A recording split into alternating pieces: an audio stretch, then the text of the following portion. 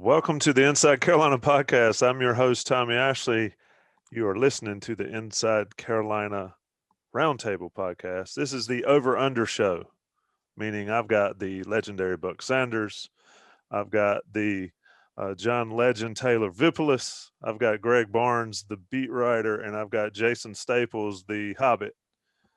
We're sponsored by Johnny T-shirt at JohnnyT-shirt.com.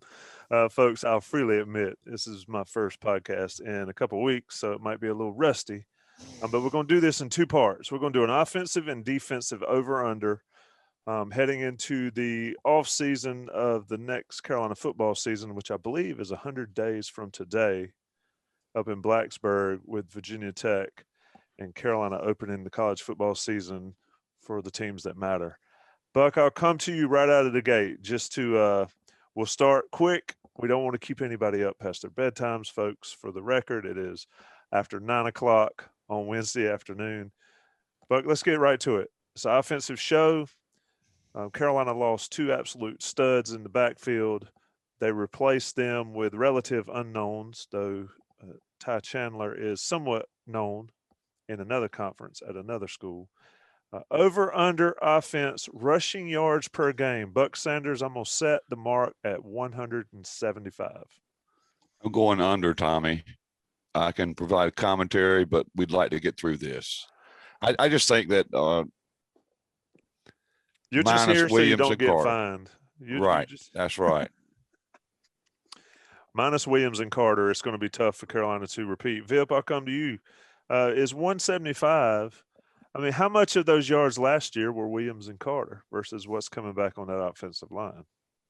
I think that is a fair point to make. I think a lot of the yards were a product of Williams and Carter being absolute beasts with the ball with their yards after contact, but you also don't have 2,000-yard rushers in an offense if you don't have a somewhat competent offensive line.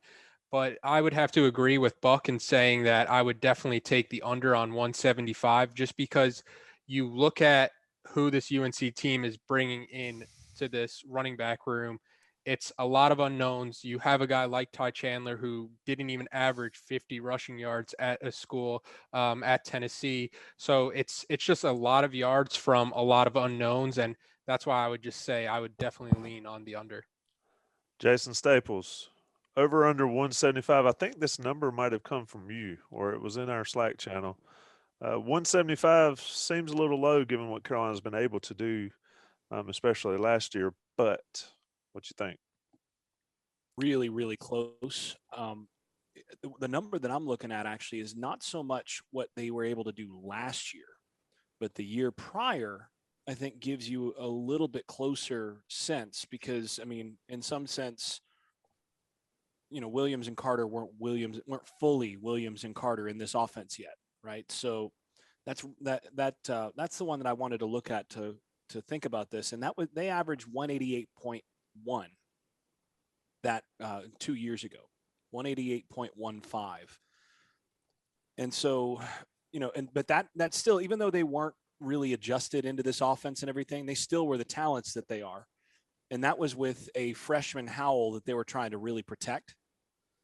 So I'm going to go with the under as well. I mean, at the end of the day, I mean, I think it's going to be close probably, but I mean, if the offense is what everybody hopes it will be and expects that it should be close, but because they'll be up enough in games that they'll start to get some late rushing yards.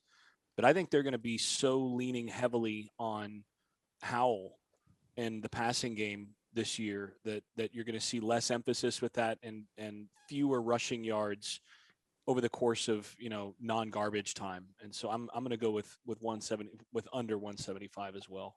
Interesting. That is, if my math is right, that's 3 unders. Greg, bring some sense to the discussion here out of the gate.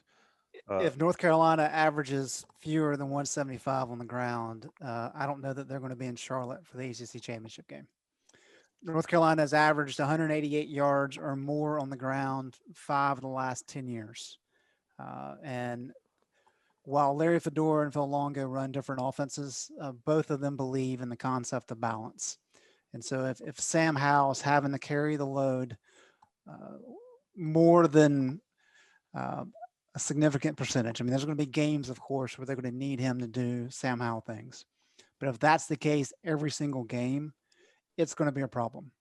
And I think with as good as this offensive line should be, and this could be one of the best offensive lines that North Carolina has had in a long, long time. I think that gives you a lot of opportunity for some of these young guys to make progress as the year goes along. Ty Chandler being the number one guy, but they like some of these other kids as well. So I'm going over. Not going to be like last year, but I do think it's going to be closer to 200 than 175. I'm riding with Greg Barnes. I think it'll be over just because I know the stat man when I see him. Real quick, Jason, 5 yards per carry, over under. I'm going to go with over on that. And the reason for that is I think teams are going to be so loaded up to stop Howell because of how they're going to be able to throw the ball that they're going to wind up right around. I'd say I would, if I had to guess, like 5.1 or 5.2 per carry. I mean, last year they were 5.75, and the prior year we're looking at. Looking at my stats here. Lost my spot. There we go.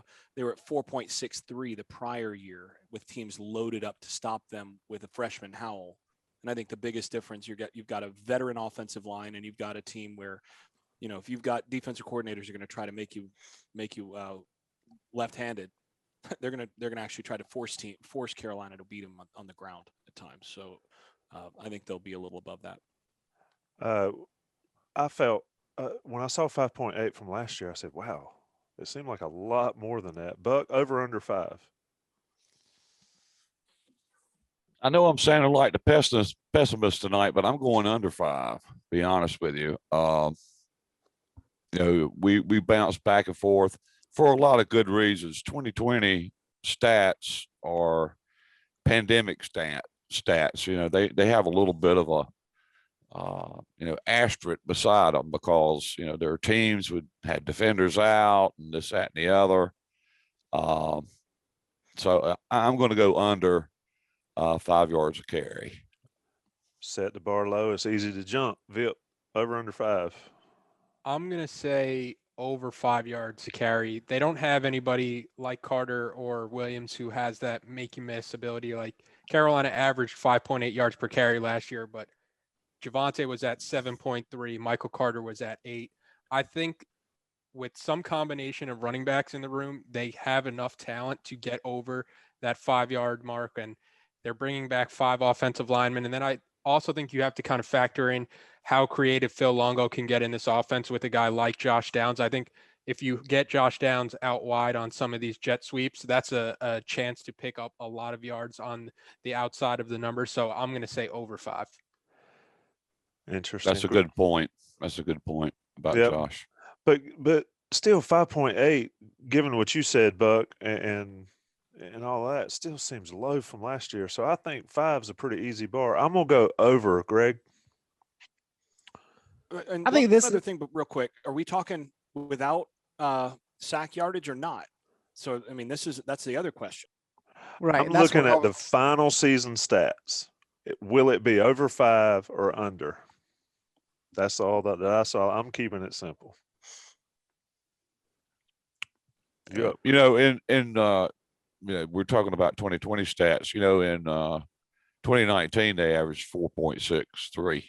Right. So, 5. If you can run 5 yards a carry, you're doing a pretty doggone good. So,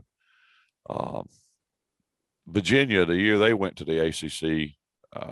Or went to Charlotte, they had almost no running game to speak of besides Bryce Perkins. So One of the reasons I don't even think they averaged 4 a game.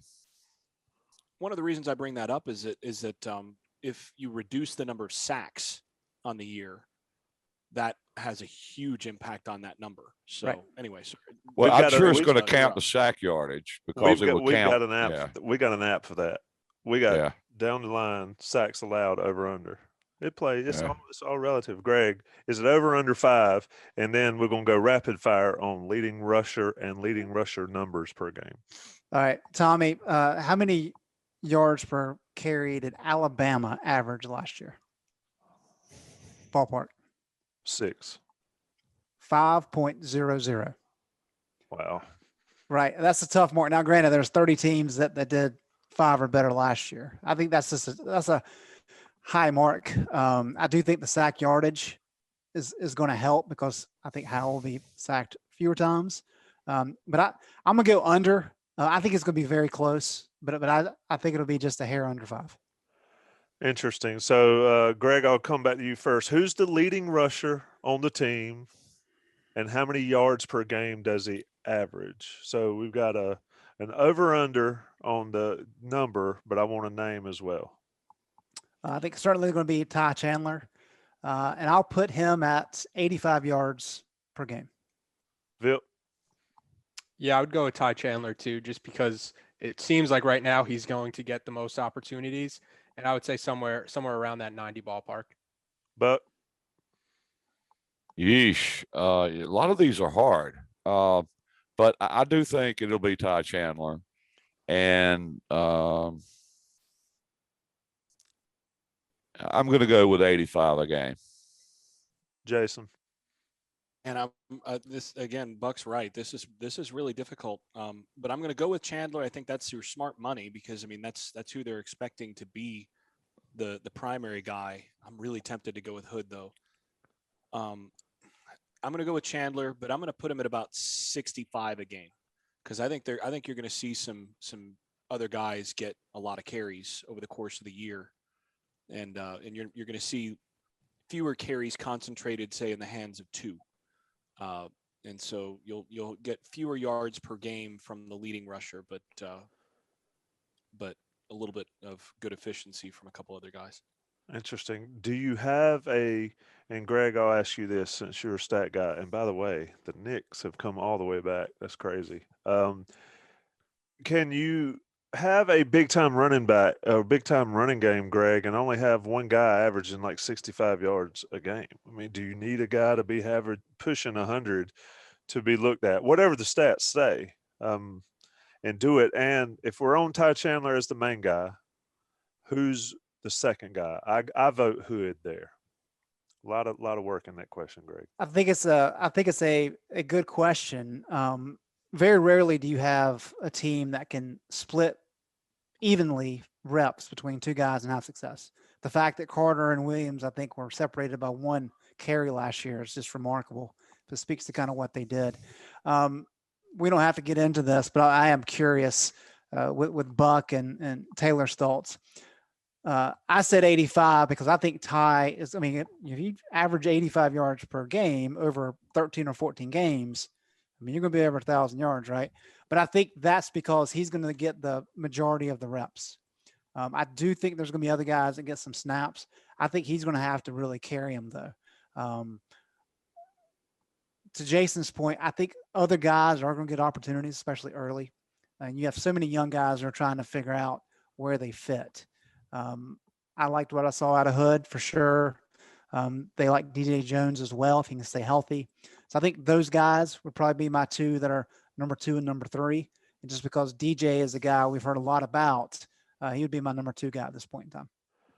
Interesting. This is something we'll debate all year, especially leading up to the season is who's the guy. I mean, I don't think they bring Ty Chandler in to sit, but I think somebody that may have not been there last year is going to be number 2. We'll see how that shakes out.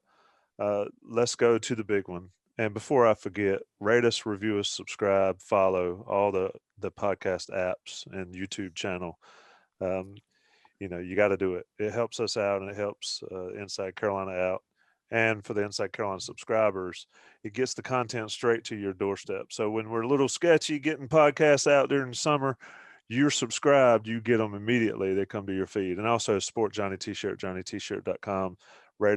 Visit them online and in store on Franklin Street. Great folks. 10% off too if you're a member of Buck Sanders' special premium Inside Carolina boards. It's a great place to be. Great place to keep up with all the latest news, especially this time of year. All right, let's go. Sam Howell. Over under passing touchdowns. Jason, I've got it at 35. Over under. I'm going with the over. And I think comfortably. Oh, comfortably over 35. Yeah, I think you're going to see closer to 40 from him this year. But the hard part there is that, we really need a per game number on that, because whether you go to the ACC title game impacts that, right? Whether hey, what happens if you go to the playoff? Those are things that you have to think about. I don't think playoff is really that realistic, but I think the ACC title game is well within reach for this group. And you add another game where he's probably going to have another couple, and I think that puts him over comfortably. I think he's going to be over 35. So, Vip, I'll come to you second. So give me your over-under on the season at 35, but then give me a what you think an over-under for a game might be. I'll tell you what, I'll set that at 3 per game. Yikes. That's a lot. I would say over on the 35. You just look at how he's kind of progressed as a quarterback. Now, he didn't have as many passing touchdowns as his true freshman year, where he had 38, and then he followed that with 30. But I think when you look at this team and kind of going off the points that we just made about the rushing game, like, this is the Sam Howell show right now. And kind of like we were talking about off air, like, if North Carolina is in the playoff discussion and Howell is in the Heisman discussion, there's going to be a lot of padding on those stats at the end of games and trying to run those numbers up. So I would say over 3 touchdowns per game, and then over 35 touchdowns overall, just because I think that this is going to be the Sam Howell show this year, basically. I think I agree with that. Buck, you said yikes. 3 is a lot, but Yeah, remember, think back to the days when, a UNC quarterback would throw for 3 touchdowns during a game. We're like, wow, that's awesome. Now you're talking about averaging that many. I mean, that's pretty crazy if you think about it. Are we counting the bowl game, by the way, for the seasons? Yeah, I think we're counting it all. Okay. But end of season stats that I'm looking at right here for 2020 included every not game end of regular season. All right. Because 14 games, you only have to average 2.5 to get the over here. Yeah, 13 games, 2.75 per game, you'll get over 35 touchdowns. Counting one bowl game, I mean, that doesn't count if they go to Charlotte and then a bowl game. Obviously, that number would be higher, it'd be closer to 40. But 3 is an awful lot per game to be averaging. Williams threw 24 touchdowns in 2015. Yeah, I mean, we thought he was a touchdown machine, but he ran for a bunch there. Yeah, he ran for more, so he was responsible for more touchdowns, right, overall than just the rushing or than the passing touchdowns. So, yep. Am I ridiculous to think that he can do 3 a game? There was 4 guys that did it last year. Mac Jones. Did Mac Jones do it? Mac Jones, Kyle Trask, Dylan Gabriel, UCF, and then Carson Strong at Nevada. So Sam Howell averaged 2.5 last year. Yeah. I think he's going to be just above 2.5 this year. I think he'll be over 2.5 per game, but I think it'll be something short of 3. Even though we expect the running game obviously to take a step back, they're not going to give up running the ball. I mean, they're still going to try to run the ball, and so I would put I would go with the under on 3 a game. Now, it might get close to that number, but averaging 3 a game is a lot. So I'm going to go with something less than 3. I'm with Buck there. Now, I will say this. when you're a coordinator and you know that you don't have Javonte Williams in the backfield, you do call it a little differently when you get down into the red zone. And let's say you're on the, 15, 12 yard line. You do call it a little bit differently, knowing that, if you get down on the 3 or 4 yard line, you're less likely to just be able to turn and hand it to somebody and know he's going to get in. Yeah. So you're probably going to throw in for a few more in there. So the counter to that, which is interesting, Mack was very adamant that he didn't really like all the RPO options in the red zone last year. He wants to be able to say it's 3rd and 2 or 3rd and goal in the 3. Run the damn We're going to run it football. in. That's right. We want to run here. We're going to run it. It's easy to say if you got, like Jason said, if you got Javonte behind you, then have at it. But that dynamic will be interesting. Yeah, Mack may want that, but Right. Yeah. That's when it my comes feeling down to on what it you too. can do. That's where Caleb Hope comes in, I guess, right? Yeah. Maybe. Well, Greg, hit me up with a stat. When Howell went off, and I think he went off against Virginia, and he ended up having to throw for a ton of yards. Carolina didn't do as well in those games as a team, right? Or am I mistaken? No, you're right. So that worries me a little bit.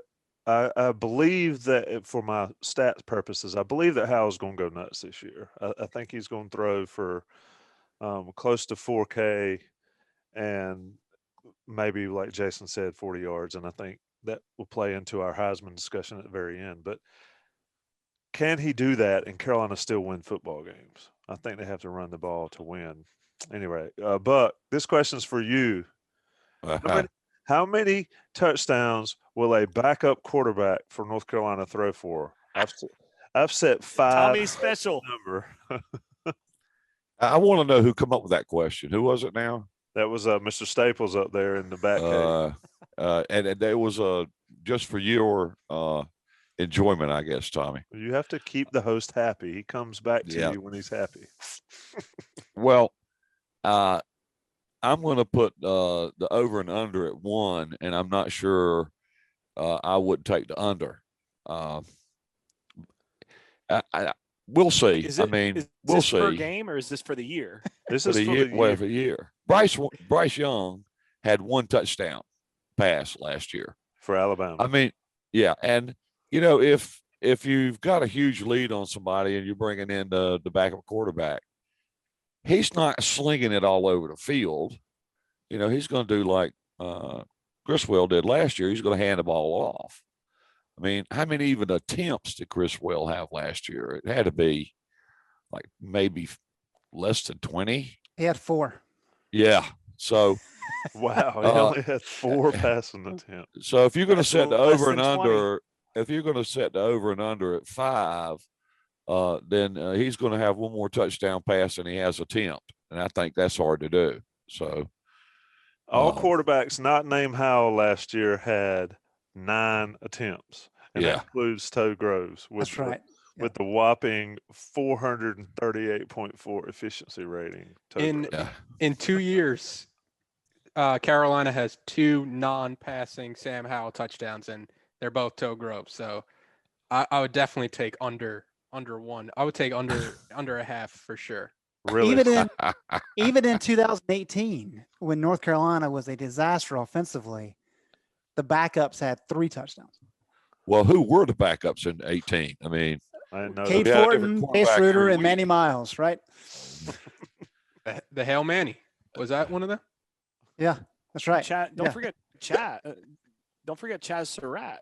Chaz Surratt was also both the backup and a starter at that point, but he also didn't have any passing touchdowns. Well, that was the year they only played 1 game because he got hurt. But the year before, him and Elliott split. But you really have to go back to that point. Over the last decade, I mean, the only time that you saw the backup get a lot of touchdowns was Mitch Trubisky because he played a lot. In 15. Right, and 14. And then in 13 when Brandon got hurt and Marquise had to take over. Yeah. So my mark at 5 is ridiculous. We all agree. Bad sign. Yeah. Yeah. I mean, if Howell gets hurt, but you can't bring that up here, man. They're going to be replaying this podcast and say it was Buck Sanders mojo. Hey, There's no way out of that hole for me. But no. All right, so 5 is ridiculous. We'll go way under. We'll go. Vip was going to go a half, so we'll set the Half is over under. fair. But that is crazy. I just can't imagine that a guy like Drake May or even Quishwell are not even going to get opportunities this year. I just Well, think, they'll get Well, here's the opportunities to reason- get in the game, but they're just not going to start, trying to drop dimes when they're up by 21. Well, and there's the other factor that you have to consider here is, and this is what Vip was talking about earlier, is if they're winning games and they're winning big, and Howell's really in the thick of the Heisman discussion, Mack Brown knows how important it would be to have a Heisman winner for North Carolina in terms of future recruiting and everything else. And if it's a choice between one more drive, maybe letting Howell have an opportunity to throw a 5th touchdown that drive, or putting the backup in and maybe giving him a few reps to throw the ball around, which one do you think is going to get chosen in a potential Heisman campaign? Yeah, I'll take the devil's advocate point on it, which is you're trying to get to Charlotte and hopefully into the playoffs. That's what your goal is, right? And if Mack Brown leaves Sam Howell in all 4 quarters for the Wofford game, and Howell all of a sudden turns an ankle, 180 degrees and can't play the rest of the season. Come on, man. I mean, how would be living in figure 8? Yeah. By the end of Sunday. How is Matt going to feel about that? It might be, yay, go Howell, but, he also knows how important it is to win. And you're out by 21 points, you're coasting, you take that guy off the field. I mean, he's your, I don't want to say entire offense, but, he's their entire offense. And the other part of it too is Mack has been up front and saying, look, we do not expect Sam Howell to return in 2022. I don't think any of us does. But when that happens, you've got to have somebody ready to step in. And because they did not get these guys a lot of opportunities last year, at what point does the coaching staff say, okay, we don't like to pull our starters into the 4th quarter. That's what Mack has said. But if we're up 28 points on a team that really has no chance to come back on us, do we go ahead and start rotating some guys in, whether it be Drake or Chriswell, just to give them opportunities to be able to build on for the next year? Because we're going to need them. I think you do if you're going to run your offense with those guys. If you're just bringing them in to hand the ball off, what's the point? Right. Agreed. So, I mean, I think just us here talking brings up how difficult some of these decisions are. I mean, do you leave Howell in to, help boost his Heisman campaign, or are you trying to get him out there as soon as possible so you'll have him, for the hopefully the championship game, or, a New York 6 or playoff game? These aren't, easy questions a lot of times. So there's no one right answer. I mean, that's the thing. I mean, there's right answers in hindsight. Yeah.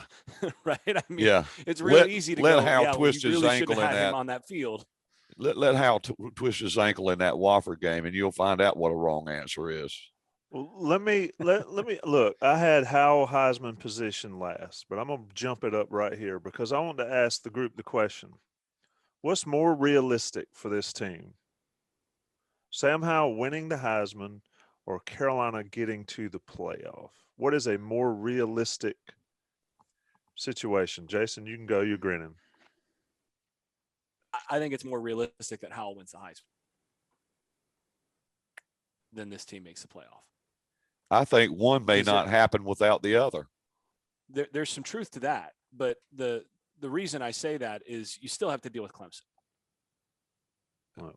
And you know, Howell could go out there and throw for 45 touchdowns. I mean, it's not out of the question. I mean, in terms of what he's capable of doing. And then the team still wind up with 3 losses. just depending on other injury, there's still enough spots on the roster that have some thin areas where, you know, two guys go down the wrong week, you struggle to win that game. And now, you know, you're in a different position. It's just so hard to make the playoff when you're especially when you're in a conference with a team that has been the 800-pound gorilla for a little while. So I'm going to go with, it's more likely that Howell would win the Heisman than that they'd make the playoff. But I mean, it's not by a ton. That's what I would say was probably more likely. Vip, what do you think?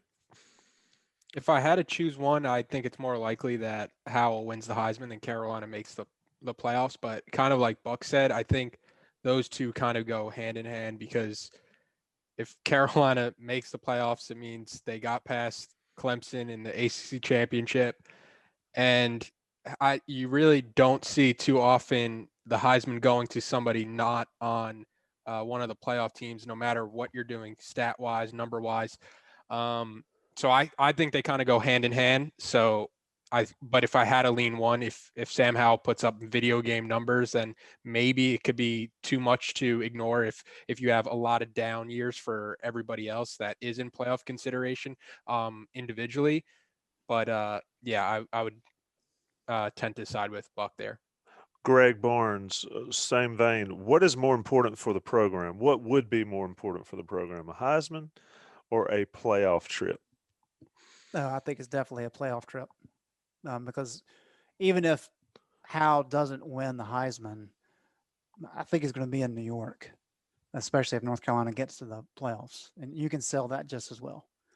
But for this program that's struggled and hasn't won a ACC championship since 1980, to get to the playoff, that means you've won the ACC championship game. It's hard to blow smoke on that kind of stuff. You can sell the heck out of that, and Mack will. And I think you can sell a lot just getting to the ACC championship game, but actually winning it and getting to the playoff, that does a ton for your standing nationally and obviously on the recruiting trail. All right, let me take a short break. Let the national guys pay the bills. We're going to come back to reality when we come back on the Inside Carolina Roundtable podcast, the Over-Under Offense Edition. We'll be right back. All right, boys, we're back. That's Jason Staples, fellow bald head, Buck Sanders, Taylor Vippolis, and Greg Barnes, all blessed with hair. I'm your host, Tommy Ashley. This is InsideCarolina.com Over-Under podcast. Back to reality. Buck Sanders, sacks allowed on the season. I've set the number at 30. Is that ridiculous? Is it too low, or is it too high? You know, I think probably what we ought to do is go per game, sacks per game rather than on the season, because there could be a big difference in that number. So what's our is it 3? Is that our number? Per 3, game? yeah, I'd say 3 is what we had last year, I think. Let me look real quick. 2.83. Yeah. So let's go 2.5. Well, no, I don't do that. Let's go 3. Over under 3 per game. Well, if it's going to be over and under on 3 a game, I'm going under. You know, I think hopefully they can nudge that number from 2.83 to somewhere around less than 2.5. They should be able to. What if we did put it at 2.5? I think that's a much more interesting number. I agree. 3, you know, you're entering the stratosphere there of. Well, my question would be, what is a good number? I mean, 0 clearly, but what is a realistic? Well, Clemson had 1.67. They had less than 2. That's a really good number. If you go less than 2, that's a good number. Okay. So UNC only allowed 10 sacks in 2018. Really? Yeah, I think that was more of an offensive design, really. For sure. Get it out quick, man. Tommy, nationally though, if you're looking at it, there was 7 teams that gave up fewer than 1 sack, than a sack per game, and then if you get down to 2, there was 40. No, that's actually a lot. Say 55 that allowed 2 or fewer. So is 2 our number, or is it 2.5 for this Carolina team? I'd Because say we 2.5 is a fair number. we talked about it, and there's no real way to quantify it. Is a lot of them in the past 2 years were Howell's fault, holding the ball too long. So we'll say 2.5. Let's go quick, rapid, over under, Jason. 2.5. Under. I think that's where the biggest improvement for Howell is this year, and it's where it should be. Buck, are you under 2.5 or are you over 2.5? Yeah, I think I'm going to go under. Vip. I would go over 2.5. I still think even if you're just over 2.5, it's still a pretty drastic improvement from where they were last year. But I just think with the system, I've heard at times it could get a little complicated in pass protection. So I'll say over 2.5. Barnes, you there? Yep, I'm under with Jason, just with the idea. I think Howell makes significant improvement in that area this year, and I think the offensive line is going to be really good. All right. Interceptions. And we keep talking about, is this going to be a per game deal or whatever? But let's go on the season interceptions. Howell had 7 last year. What do you have first year? 6? I can't remember. 7 as well. So, that's right. You did say that. So he's had 7 both seasons. Jason, is he over or under 7? I think I'm going to go with the over. Buck. Yeah, definitely over with it. For me, it's due to a combination of a few newer receivers. They're probably an extra mix-up or two here and there. And then also, I think he's going to be making some throws that, are more NFL throws at times. And sometimes you have to take a couple chances to do some of that as you become a mature quarterback. And he'll be asked to do a little bit more, which will lead to, I think, a couple more. Valid. But what do you think? I understand in a lot of ways I agree with Jason's thoughts there, but I think I'm going to go under. He didn't have any experience with those receivers in 2019 and threw 7 touchdowns. And so you would expect a third-year quarterback to know when to throw the ball away, to not go into those tight windows. The thing is that's still a wild card for me is how many tight ball games are they going to be in when Howell is their only chance to win, him finding a way to, and, taking risks like that, that's where you get those interceptions thrown. So I'd be interested to see how that plays out. But I think from a skill set, he's certainly capable of dropping that number to 5 or less. Greg, your take on it. I mean, I think, and we talked about the receivers, I think drops plays a lot into it because there were at least 2 this year that I remember. One in the Syracuse game that's probably a drop that turns into an interception. So it sort of blends there. So over under 7 interceptions, and then I'm going to set the drop number at 20 this season. What do you think on both of those numbers? I'm going under on the interceptions. I agree with Buck, and I was able to watch all 3 scrimmages in spring practice, and kid's phenomenal. So if you look at the BC game, there was kind of a funky play where it got tipped and somebody intercepted it. I mean, very rarely is he making throws that are just bad throws that are easily picked off. So I'm going under on that. And then drops, I think that 20 is a good number. I'm going to go over just because I think Carolina's going to throw the ball a bit more this year, and because you do have some younger guys in play, there's going to be more miscues. I mean, Josh Downs had a big drop in the Orange Bowl, right? So I'm going to go a little bit over 20. Was it Josh or Chaffrey? Didn't both of them have drops? I mean, Green had Chaffrey had the long one. I know Green had a drop. Somebody had a drop on a 3rd down, didn't they? I can't remember. Somebody will correct us what's in this boat. Pro Football Focus credits Daz with a drop, Chaffrey with a drop, and Green with a drop that game. Okay. I think they were all pretty big. Well, I'll rescind my criticism, Josh. if you're watching. Yeah, we will get. Oh you yeah, you know, shortly, backing Josh. out now. We get once you say something, it's out of the barn. Then Maybe you were just thinking of the one in the early in the spring game. What? Maybe so. So drop. So we're going under 20. Let's go quickly here. Buck over under 20 drops. I think, for the record, people listening, 32 and 19 with Daz Diami, 18 last year, and we talked a lot about it in 19, how it was a bad issue. Was it their issue, or is it a young receiver issue? Over under 20, Buck.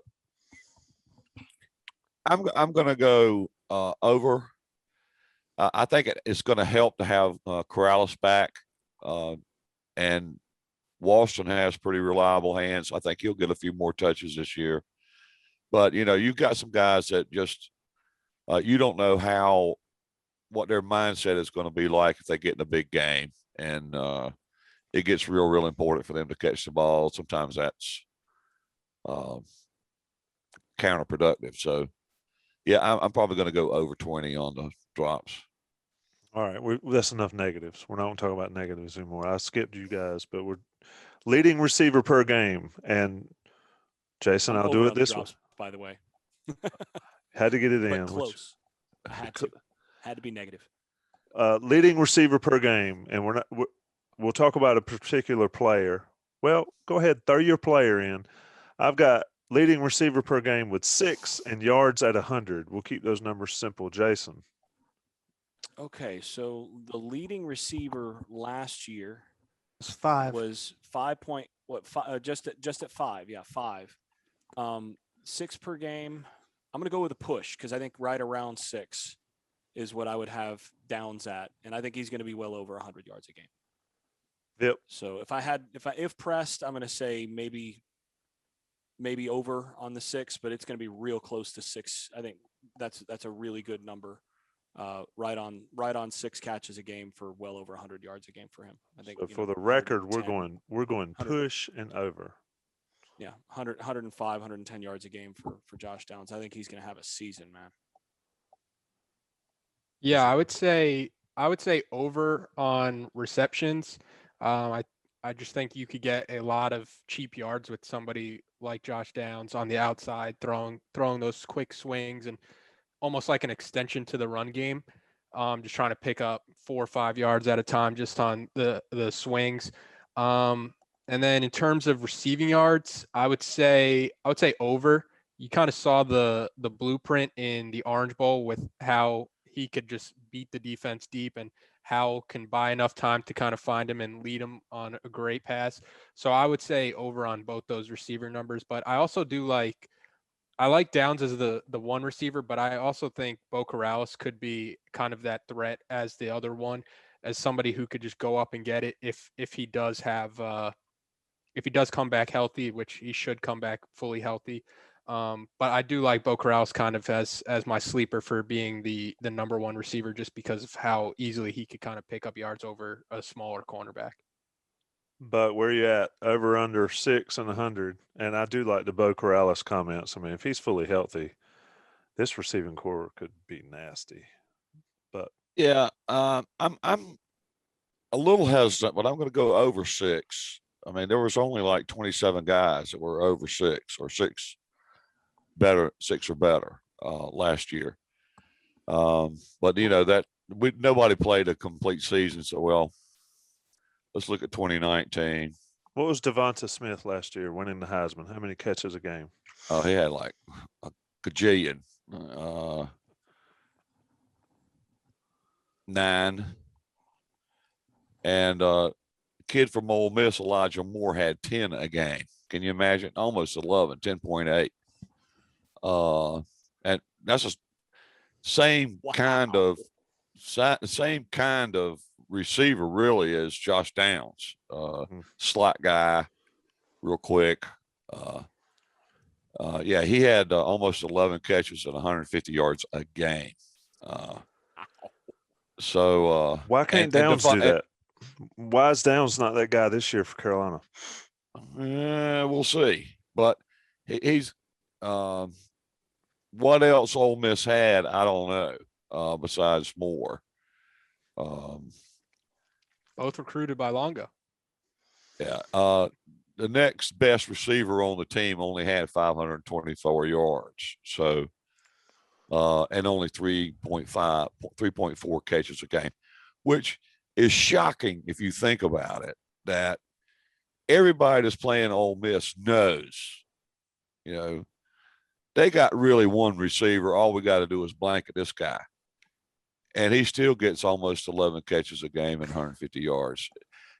And I guess that's how you draw it up these days on a chalkboard, right? So brings back a certain comment from a certain host on this podcast that said there's no way one guy's going to beat Carolina.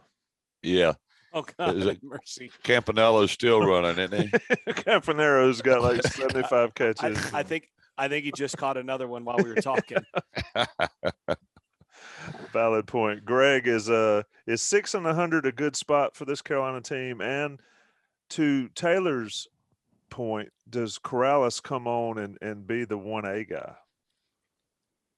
Well, I'm already on record from months ago that Bo Corrales is my breakout player of the year offensively. You boys are on the hype train for a kid that had 7 catches last year. Did he only have 7 catches? That's what we were talking about. He had like at least 10 or 11 touchdowns, and it was 3. Yeah. 7 catches for 119 yards. So talk us off. So over the last 2 years, Daz Newsome's the only one that's had 6 catches per game in 2019.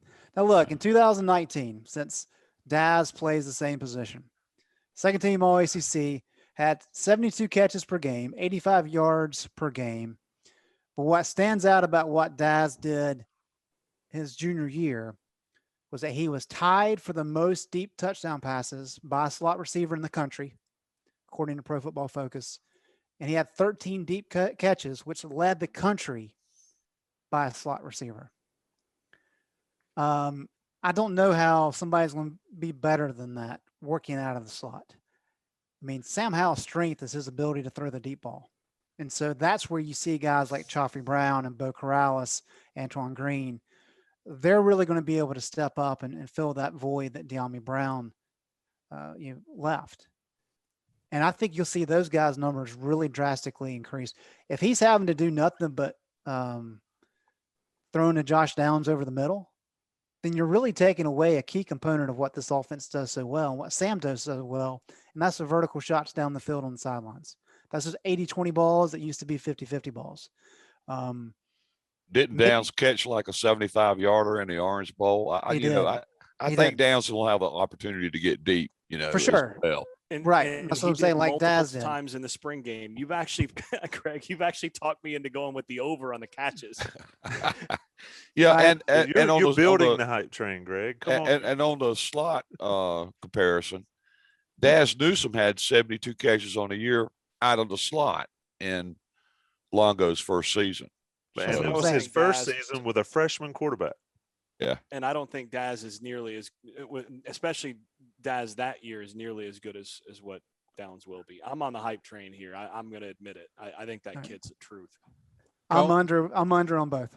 Going off that point with the hype train, Downs had a great Orange Bowl numbers wise with a couple touchdowns, but you look at it, 6 wide receivers played, and he had the fewest snaps. He only played 15 snaps. So it's kind of worrying there. And I guess the viewpoint is that he's going to take a lot of Daz's snaps. And every time Mack Brown had a chance to talk during the spring, it was Josh Downs. But to Greg's point, you look at Downs' numbers last year, and he really wasn't on the field that much. How much? Only had 7 catches, 3 of them of touchdowns. That's a pretty good ratio. So how much does under one 50 game touchdowns on the season for Josh Downs? I've set the over under for TD catches for Josh at 10. Yeah. Greg thinks that's crazy. Am I accurate, Greg? Yes. The over and under maybe is crazy. 10? Maybe crazy is a little strong, but 10 touchdowns for Downs. 10 or less. Yeah. 10 or more. That's the over under. I've set that as the over under. I gotta go with the under there, but I don't want to because I know Newsome had 10 2 years ago, and again, I think Downs is going to be more productive than him. Dang, I hate going with the under, but it's the percentage play. I felt like Diami was catching a touchdown every other pass, and he only had 9 last year. Was that accurate? I'm going over. I'm riding it. I'm going over. Vip, what do you think? Over, under? I'm taking the under. Y'all boys are depressing. But what do you want to throw some more shade? Double-digit touchdowns. That's a ton of touchdowns. Really hard. I mean, look, I will not be surprised if he goes double-digit touchdowns at all. But I can't bet it as a percentage bet. This stuff is not in a vacuum, though. You've got Howell throwing 40 touchdowns. Hey, Tom, that's a very fair point too. And I was talking about this in a column. Athlon came out with the all ACC list, and they had Howell, obviously as the first team all ACC quarterback. And the first receiver they picked, a UNC receiver they picked was Josh Downs, but they didn't pick him until the 4th team. So UNC has the best quarterback. Who's catching all those balls, Athlon? So if he's going to throw for, 4,000 yards or 3,800, somebody is going to, have a pretty good season out of that from a receiver standpoint. So, Tommy, there have been 5 North Carolina Tar Heel receivers who have caught 10 or more touchdowns in a single season in school history. Chucky Burnett and Jason Stanisiak, who was great, and Bryn Renner, who was pretty good, and Nathan Elliott aren't playing quarterback this year. Sam Howell It's is. also a different era. It's a different era. I mean, nobody even 10 years ago was putting up numbers like what you were just quoting about, about what's his name from the slot at Ole Miss. I mean, nobody was putting those numbers up as a receiver. So it's a different era. If Downs is healthy all season and he's 4th team all ACC, I'll eat my hat on this. And I hope he is as good as you boys think he is. Seriously. Do you think he's better than 4th team all ACC? I think if Howell throws for 40 touchdowns or 35 to 40 touchdowns, Carolina will have a wide receiver at least on the 2nd team, if not the 1st. I don't see based on his receptions per touchdown ratio from last year.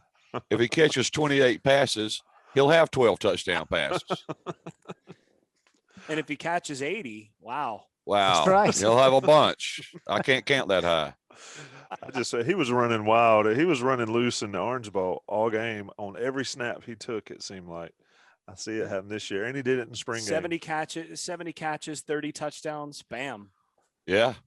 He's some Madden numbers there. All right, let's go quickly. Tight end targets. Let's just go tight end catches. Every year you think they're going to throw to the tight end more.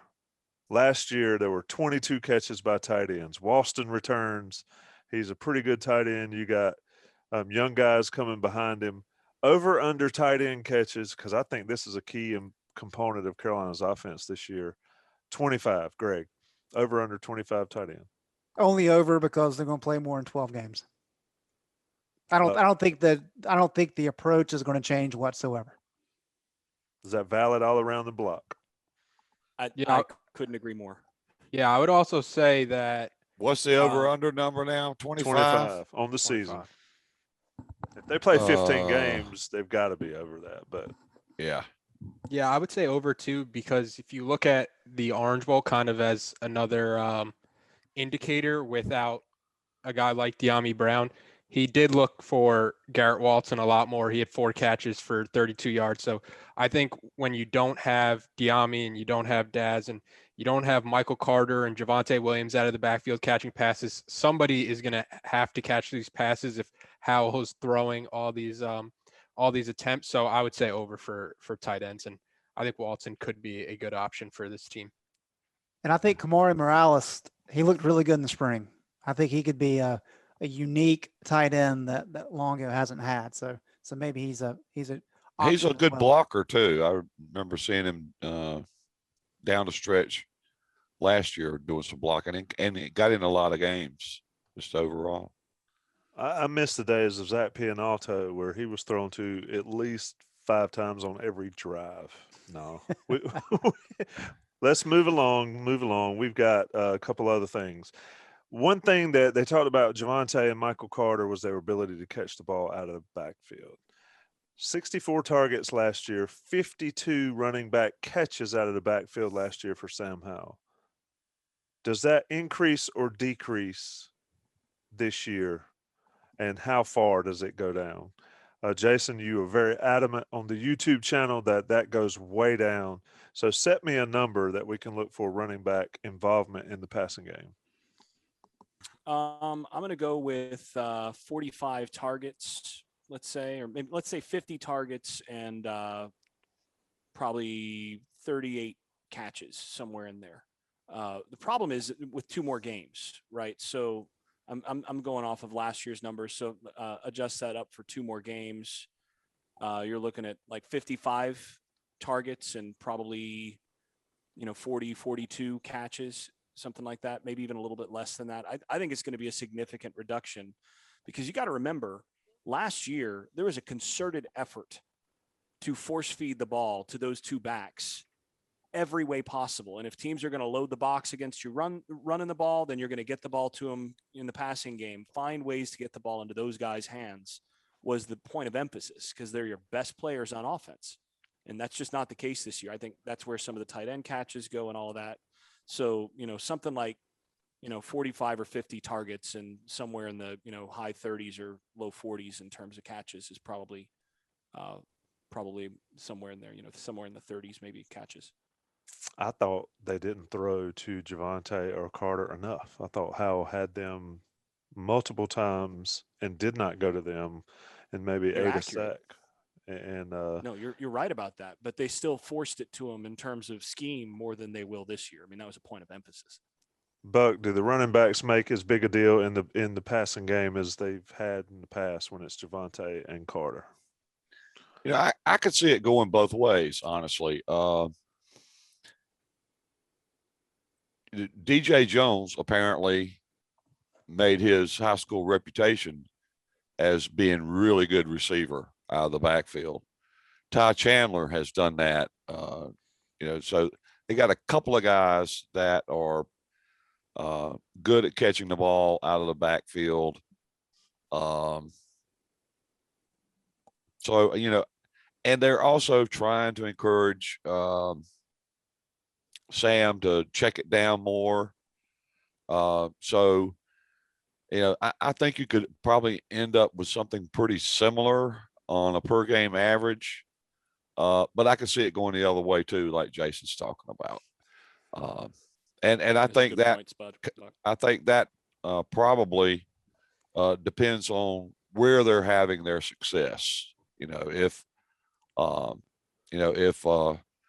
Josh Downs is getting 70 attempts and 30 touchdowns, they may not need to throw it to the back so much. So, I'd say that facetiously, but that's kind of Longo's motto, right? Is like, be water.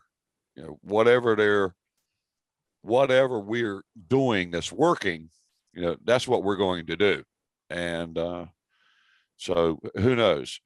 A running back, maybe Caleb Hood or Josh Henderson or one of those guys shocks the world and just looks way better than we imagine. So we'll just see. I think we're just going to have to, a lot of aspects about the running game we're going to have to watch play out on the field. Vip, I'm going to come to you. One thing I remember from Boston College game, I think it was, aside from the tight end that caught everything that went to him, they always seem to have somebody out of the backfield just sitting over there on the corner waiting for a pass. But anyway, I always think that's a cool outlet for a quarterback, and I don't know if Howell looks for that enough. Vip, are the running back involvement here going down? I mean, you mentioned the Sam Howell show earlier, and I think it's going to be that this year. So running backs, yards per game, we've hit that, the over under on the carries and all that. What about catching the ball out of the backfield? Is this the great disappearing Carolina running back season that we're looking Yeah, for? overall, I'm pretty much just down on the running backs as a whole compared to last year. I think, like, if anybody is expecting Carolina's running backs to look anything like they did last year, I think you're severely kind of underestimating how special those two were. I mean, they averaged like 11 and a half yards per catch out of the backfield. And going into training camp, we heard about how much of an effort they were putting in the offseason to being better receivers out of the backfield. And from the moment they stepped on the field, it was clear that all that work was paying off. So I just don't see the talent in the running back room being close to what it was last year. So that's why I'm saying the overall catches and the rushing yards, everything is just going to be down across the board. I think they could still have a good season, but in comparison to last year, I don't think anything is going to be even close. It's tough to imagine. I don't think we fully grasp how good Carolina's running backs were last year and the year before. I know I don't. Just looking at the numbers, it's still like, wow, Carter and Javante were really good. And if Carolina fans expect that from this group, it's not fair to this group. Greg, I know your opinion. We've talked about it, but I want to get your opinion first on total yards per game because this is an interesting thing. Carolina was at what last year? 537? Is that what it was? Yep. And that was a school record. Yep. In 12 games. So maybe potentially 3 less games than they had this year. I set the over under at total yards per game for this season at 500. Thoughts? I think that's lofty. I think the 2015 team, which was before last year, is the best offense we'd ever seen. And I think they averaged 486. And they had great running backs, great quarterback, great wide receivers. So I'm going to go a little bit below. I do think that Sam Howell's going to have a phenomenal year. He's going to have a lot of passing yards, and that's going to help push that number up. But I do have it below 500. Let me add this about the running backs. I am below on those numbers that you mentioned. Ty Chandler caught 58 passes at Tennessee. One of the things that Phil Longo liked about him, and one of the reasons North Carolina brought him in this spring, is they feel that he's versatile enough to be able to catch the ball out of the backfield. So I think that's your saving grace while these young guys come along. But I still think they're going to, as Taylor says, it's going to pale compared to what we saw last year. So Barnes is in under 500 yards per game. I'm going to save you for last, Buck. Jason, 500 yards per game. I mean, once upon a time, that was a ridiculous number. Now it's not really that ridiculous anymore, even for North Carolina. But it is this version, the Sam Howell show. Is it over or under in 2021? It's not ridiculous, but I'm going to go with the under as well because it's a really, really tough number to hit over the course of a season. And especially since I don't have a ton of faith in the overall balance of the offense in terms of the running game.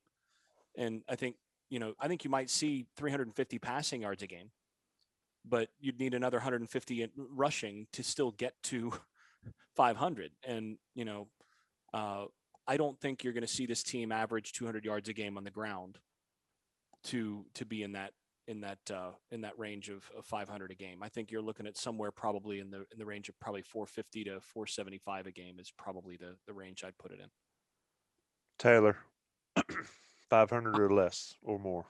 I'm going to say less just because it's a really tough group to get into that 500 plus. And like Jason said, I just don't see the balance. But when you are looking at just overall team success, I see 6 Power 5 teams averaged over 500 yards per game, and 5 of them were in the New Year's 6 type bowl game. So, and then the 6th team was Ole Miss, who just puts up a ton of yards every game, no matter what. They're losing 55-50 sometimes. But I think just looking at this Carolina team, Sam Howell, I think everybody knows he should be awesome. It's just what's the running game going to do? And I think that kind of lack of balance is going to cause them to be around that like 450-ish mark. The lack of balance is a little concerning on the over-under win total that we'll talk about next podcast. But Buck, over-under 500. Under. I'm going to go under too. For them to go over 500, I think they're going to need sort of a Kyle Trask year out of Sam Howell. And you know, Trask threw for 46 touchdowns last year, and 378 yards a game. They won't need quite that much. I think they can get 150 or a little better out of the running game, which is still a monumental come down from last year. It was like 230 or whatever. But you know, unless they have that sort of, you know, balance is one thing, but you got to get yards from somewhere and you got to score points somehow. So if they have to throw for 46, I assume that's what they're going to have to do. But yeah, they would really need a terrific year, a Kyle Trask kind of year, to get over 500 a game. 325, 175 does it. I don't Yeah. know.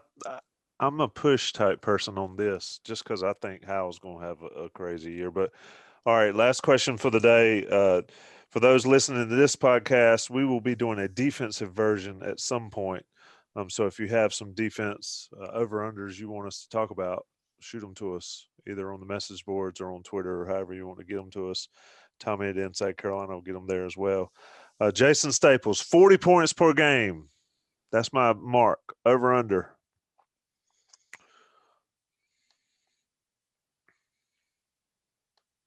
That's another really interesting number.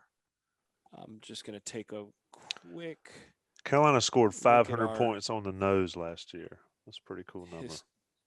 history here. So we got Previous last record was year 40.7 in 2015. That's the school record before 2020. So 40.7, they were 41.7 41.7 last year. I'm going to go with under. I'm going to go with just slightly under. Under 41.7 for Jason. Phil.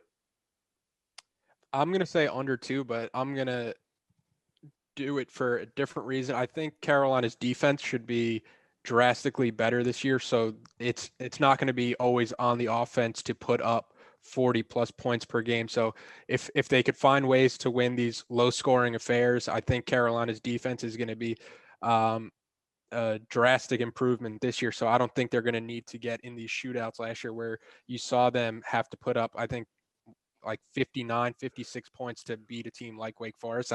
I just don't see that happening this year. Interesting take. Buck Sanders, over under 40. Yeah, I think I'm going to go with the under as well. And I like Taylor's reason for that better than anybody else's. I do think the defense is going to be a lot better.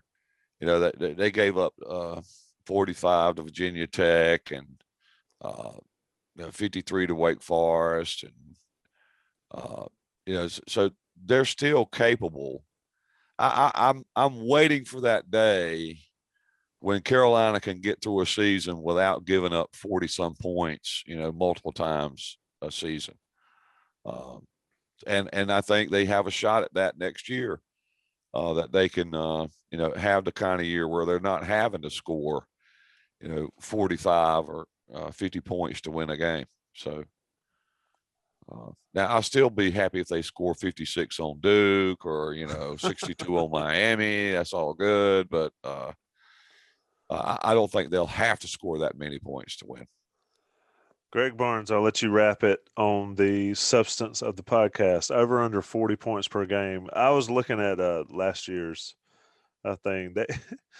They go 56 and then they crap the bed at Florida State for 28, but go 48, 41, 56, 59 for Wake Forest. And then, of course, they closed the season short of the Orange Bowl with that performance against Miami. Is it over under 40 here, Greg? Under.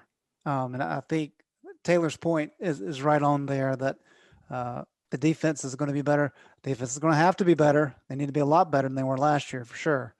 But when you're down 21 in multiple games, then you got to score a lot of points. And that's what we saw last year. I mean, it's what happened in Wake Forest.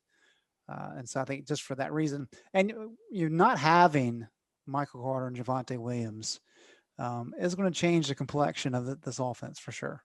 And it's going to make Sam Howell maybe not look quite as good because he doesn't have that escape valve or valves that he had last year. And so I don't think this offense is going to be quite as strong as it was a year ago. And therefore, I think they will be scoring under 40 points per game. I would like to close a little bit on a high note on as far as the running game is concerned. Bill Conley, Greg's buddy, friend, mentor, when he does his returning production, when he's doing his SP plus, what part of the offense gets the least amount of respect in terms of returning production?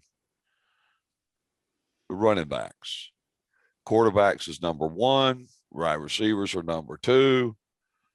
Running backs don't get a lot of love in Conley's SP plus because historically, according to Conley's data, they have had the least amount of impact, whether your running back's returning or not. Now, when you got two guys like Carter and Williams who set the record historically for the most yards rushed for by two running backs, and they only had 12 games to do it in, then that's, an outlier.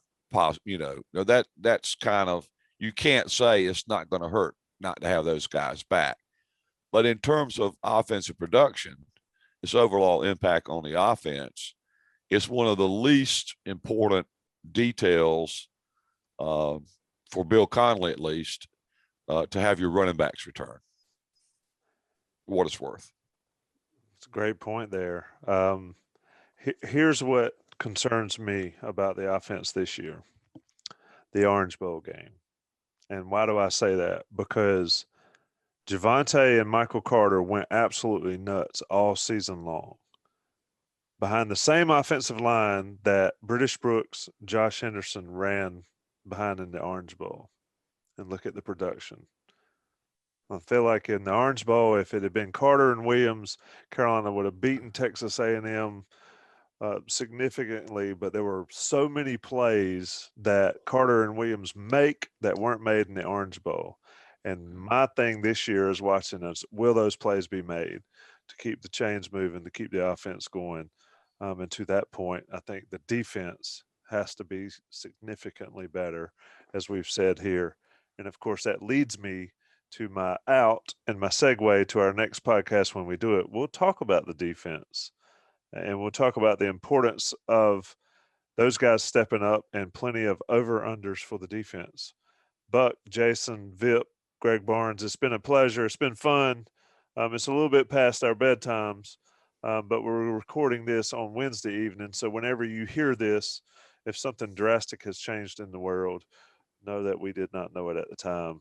It's been the Inside Carolina podcast. I've been your host, Tommy Ashley. Like I said, Jason Staples, Buck Sanders, Taylor Vippolis, and Greg Barnes. Sponsored by Johnny T-Shirt. Rate us, review us, subscribe, and please support Johnny T-Shirt and the other sponsors. Jimmy's Seafood's also a great place to get some food. Man, they'll ship that stuff to your door, and it's unbelievable. I know that's Vip's a go-to as well. Guys, we enjoyed it. We're back on the Inside Carolina podcast next time with the defensive side of the ball, but that'll do it tonight. Thanks, everybody.